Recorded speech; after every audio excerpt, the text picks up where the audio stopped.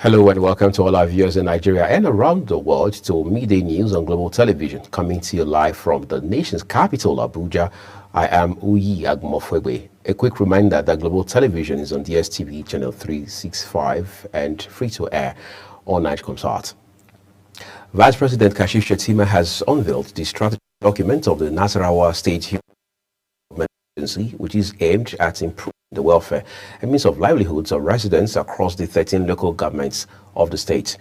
The Vice President also unveiled the state's Gender Transformative Human Capital Development Policy Framework, which seeks equity for both the male and female genders in the state. Speaking at the event, which was held at the Government House, Lafia, the state capital, Shettima, who is also the national chairman of the Human Capital Development Agenda, expressed the commitment of President Bola Tinubu's administration to lift many Nigerians out of poverty in the shortest possible time through the numerous unfolding government policies that had been put in place by the federal government.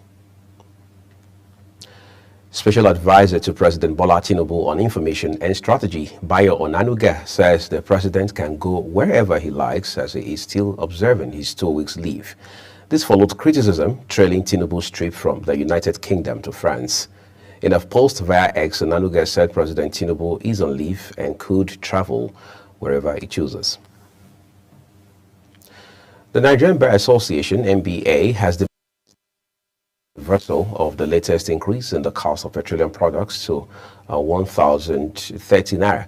A statement by the association's president, Alpha Mosigwe, SAN, says the NBA expressed concern that such decisions continue to be made without transparent consultation or dialogue with relevant stakeholders, including civil society and the private sector. Meanwhile, the Socio-Economic Crisis and Accountability Project SERAP has urged President Bola Tinubu to direct the Nigerian National Petroleum Company Limited to immediately reverse the second increase in petrol prices in 1 month, pending the hearing and determination of the suit before the Federal High Court, Abuja, challenging the legality of the powers of the nation's oil company to increase petrol prices. SERAP's Deputy Director, Kalawale Oluwadare, says the organization had last month filed a lawsuit against the President and the NNPCL over the company's alleged failure to reverse the unlawful increase in the pump price of petrol and to probe the allegations of corruption and mismanagement in the NNPCL. The organization further noted that it believes the latest increase in petrol prices makes a mockery of the case pending before the Federal High Court and creates a risk that the course of justice will be seriously impeded or prejudiced in this instance. Governor Umar Namadi of Jigawa State has suspended his special advisor on salary and pensions, Shehu Ado, over an alleged premature statement on 70,000 naira minimum wage. This is contained in a statement signed by the Secretary to the State Government, Bala Ibrahim, in Dutse, the state capital. Ibrahim says the government viewed with serious concern a statement circulating in various sections of the media alleging that the governor has approved 70,000 naira as a new minimum wage for workers in the state. He says it sounds embarrassing and premature as the committee headed by the head of the state civil service set up by the government to advise on the appropriate wage is yet to complete its assignments and submit a report. Let's turn to Nigeria Southwest now, where Ogun State All Progressives Congress Youth Leaders Forum has condemned the killing of Adeleke Adeyinka, the councillorship candidates in Abeokuta South local government in the forthcoming November 16 local government elections in the state. Adeyinka was killed by some assailants suspected to be cultists at G.D. Jones area, Okelewo, Abeokuta, the state's capital. The gunmen were said to have come in a tinted car, after which one of them stepped out of the vehicle and shot the 40-year-old transport union worker at a close range. As the crisis rocking the People's Democratic Party, PDP, the chairman of the PDP Governors Forum and Bauchi State Governor Bala Muhammad has charged the factional acting national chairman of the party, Umar Damagun, to revert to the status quo. A senior party member informed the newsmen that the PDP Governors Forum have called for an emergency meeting on Monday to discuss various concerns regarding the party's future.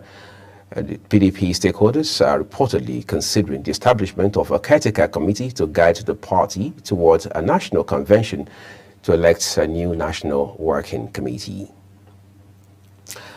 At least 2 residents of Ikbele community in local government, many houses were set ablaze during an attack by gunmen. Incidents happened between Thursday and Friday in Ikbele and Eguma communities situated in the rural riverine of Agatu, where it is believed that members of the communities who got displaced as a result of the attack are predominantly farmers and fishermen. Kogi State Governor Usman Ododo has emphasized the role of the media in ensuring the dissemination of accurate promoting transparency in governance. The governor underscored the importance of a well-informed public and the media's responsibility in providing reliable information. Ododo stated that the media is a powerful tool for shaping public opinion and holding governments accountable. Another university may be added to the pool of existing ones following the passage for first reading by the House of Representatives of a bill to establish the Bola Ahmed Tinubu Federal University of Nigerian Languages. The bill, sponsored by the Deputy Speaker Benjamin Kalu and 8 others, is aimed at establishing a university for the promotion of the learning of Nigerian languages. Kaduna State Independent Electoral Commission Chairman Hajira Mohammed says there is no plan by the Commission to rig the coming local government election in the state, cautioning politicians to refrain from violence and hate speech during the election period. The chairman made these comments during the stakeholders' engagement and sensitization meeting, urging all political parties to support the officials assigned to their constituency in conducting free, fair, peaceful, and credible elections. The Lagos State University Teaching Hospital has gotten a Center for Advanced Neonatal Studies. A statement by the hospital's manager was spearheaded by its Department of Pediatrics. The new center aims to position the Lagos State University Teaching Hospital as a leading force in neonatal healthcare training in Nigeria and the sub-Saharan region, reinforcing the institution's status as a pioneer in qualitative healthcare development. The Chief Judge of the Federal Capital Territory High Court, Justice John Soho, has rejected the recusal request of the detained leader of the indigenous people of Biafra, Nnamdi Kanu, seeking reassignment of his case to another judge for trial. At the hearing of September 24 regarding the 7-count terrorism charges brought against him by the federal government, Kanu had expressed a loss of confidence in the trial judge, Justice Binta Yanko, and requested her recusal. Justice Yanko had agreed to the request and stated she would send Kanu's case file back to the Chief Judge for reassignment. The government of Namibia has sought the help of the Independent Corrupt Practices and Other Related Offences Commission and the Economic and Financial Crimes Commission in its fight against corruption in the country. This was just as it declared that because Nigeria is leading in the fight against corruption in Africa, it needs to share its remarkable achievements in fighting corruption. According to a statement cited on the Commission's website, the partnership is aimed at exploring training opportunities as well as sharing of expertise with personnel of the Namibian Anti-Corruption Commission in the fight against graft. 4 youths have been killed in Plateau State following an attack by gunmen in Boko's local government area of the state. It was learned that the victims were working at a mining site in the Betura community where the gunmen attacked them around 9 p.m., killing 4 persons on the spot. President of the Betura Youth Movement, Sebastian Magit, confirmed the incident in a statement. Magit says the gunmen also injured 5 others persons during the attack before they fled the area. You're watching the live broadcast of Media News on Global Television, coming to you live from Nigeria's capital, Abuja. When the news returns, about 1 million more Nigerians via crisis. We have details and more for you right after this short break. Please stay with us.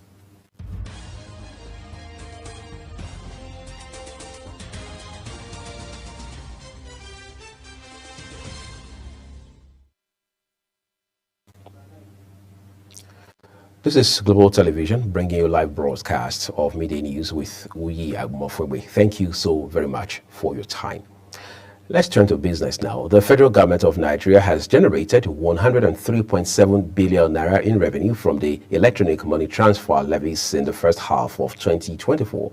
According to data from the Central Bank of Nigeria Statistical Bulletin, this represents a 7.55% increase compared to the 96.44 billion naira collected during the same period in 2023 last year. This figure shows the growing use of digital payment platforms and a higher volume of electronic transactions as more Nigerians and businesses embrace digital banking solutions. Nigeria is facing a worsening food security crisis, with more than 1 million additional people experiencing severe food insecurity in 2024 when compared to the previous year. This is according to the recently released Food Security Update report by the World Bank. The report indicated that Nigeria, alongside Ethiopia and Yemen, witnessed a significant rise in the number of people facing acute food shortages. China has announced that it will issue special bans to support its faltering economy and revealed that it has $325 billion that can be deployed over the next 3 months to shore up the property market, ease local debts, and bolster banks. The measures announced at a highly anticipated press conference by Finance Minister Lan Foan and other officials came on top of a series of recent steps, including interest rate cuts and increased liquidity for banks. China's economy has been hampered by a years-long property sector crisis and persistently low consumer spending. The National Agency for Science and Engineering Infrastructure is setting its sights on becoming Nigeria's leading innovation and technology transfer agency, and that's according to its Executive Vice Chairman and Chief Executive Officer, Khalil Alilu. The agency's Director of Information, Olusegun Ayoyiko, disclosed this in a statement where it says Halilu expressed his commitment to transforming the agency's role in the nation's technological landscape.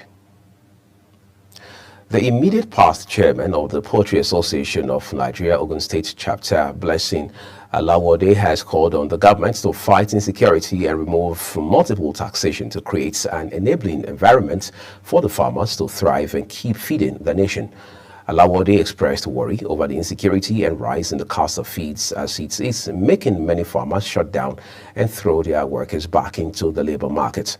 She maintained that the government must rise to the challenge and ensure that there is adequate security for farmers to carry out their farming activities, saying that the growing kidnapping cases across the country calls for concern. The Federal Ministry of Agriculture and Food Security is empowering over 25,000 youths and women in the agricultural entrepreneurship across. Speaking to newsmen during the technical working session on group savings and loan, as well as record bookkeeping in Owerri, Imo State capital, the National Project Coordinator, Dr. Abiodun Sani, says the working session under the Livelihood Improvement Family Enterprises Niger Delta project is being funded by International Fund for Agricultural Development. He says participants were drawn from across the 6 states of the Niger Delta. On the foreign scene now, at least 16 people, including 3 women and 2 children, were killed in a fresh sectarian clash in Pakistan's northwest. Sunni and Shiite Muslim tribes have been engaged in intermittent fighting for several months in the Kuram district of Pakistan's Khyber Pakhtunkhwa province. Kuram, formerly a semi-autonomous area, has a history of bloody confrontations between tribes belonging to the Sunni and Shiite sects of the Islam that have claimed hundreds of lives over the years. Lebanese official media says an Israeli airstrike had destroyed a mosque in the war-torn south, the latest attack as Israel intensifies its bombardment against campaign on the country in recent weeks. At least at 3:45 a.m. local time, enemy aircraft had carried out an airstrike targeting the old mosque in the center of the village of Far Tibnit. destroying it. That's according to the National News Agency. Village Mayor Fand Yassin told newsmen that the village, located about 8 kilometers from the border, had lost a beloved site that brought people together. Quite an unfortunate incident there in Lebanon. Let's turn to other foreign stories for you now. King Charles has confirmed that it is up to the Australian people to decide whether the country remains a constitutional monarchy or becomes a republic. Ahead of the King's visit to Australia next week, the Australian Republican movement exchanged letters with Buckingham Palace officials writing on the King's behalf. Correspondence from the palace says that whether Australia becomes a republic is a matter for the Australian public to decide.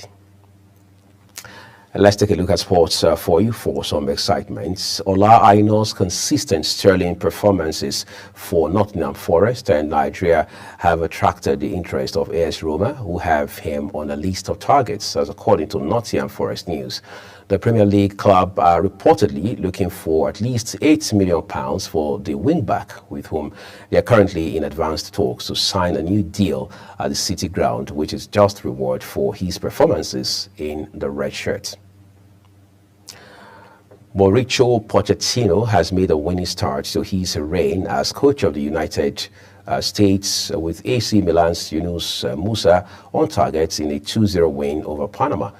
Argentine Pochettino, the former Tottenham, Paris Saint-Germain and Chelsea coach, was brought in last month to take over a team which had won just once in their last 7 games. He will lead the USA to the 2026 World Cup, which they are co-hosting with Canada and Mexico.